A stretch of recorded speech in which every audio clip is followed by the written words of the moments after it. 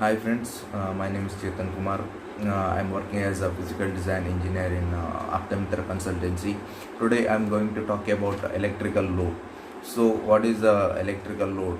Uh, Anything that consumes electrical power is called as electrical load. Example, you can take it as bulbs, laptop, refrigerator. There are three types in this electrical load. One is resistive load, and second one is inductive load, and the third one is capacitive load.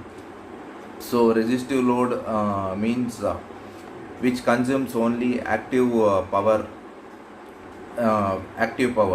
So in the we can understand this by voltage versus voltage and current waveforms.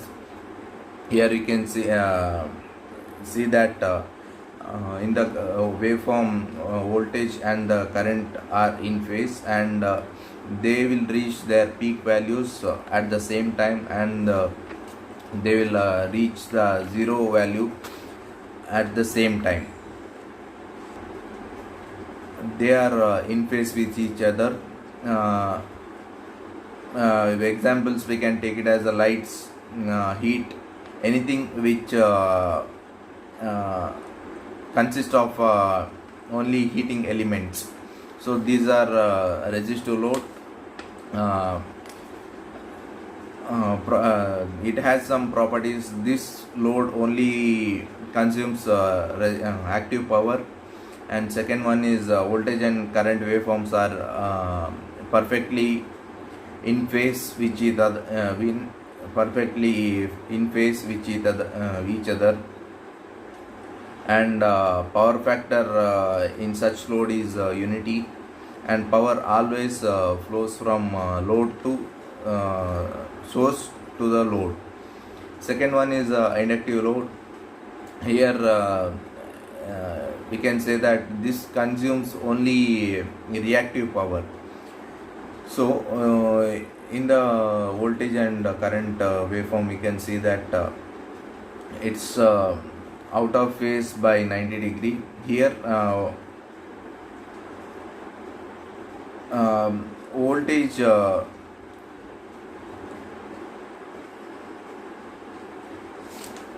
voltage leads the current. That means voltage when current reaches the peak, the voltage reaches the 0 point, and when voltage reaches the 0 point, current reaches the high point. Here voltage has a head start against the current. Here we can see that current is lagging. So the peak value when current reaches the same time current voltage reaches the 0 point. When it reaches the 0 point, or here we can see that voltage will be at the peak value. They are out of phase by 90 degree. So some of the example we can take as electrical motor, fans, or anything that has a motor in it, and the properties are it only consumes reactive power, and waveforms of current and voltages are out of phase by 90 degree, and power factor of such load is lagging. And here we can see that the power goes from source to load, and the load to source. Here both way it can be possible. And the third point is capacitive load.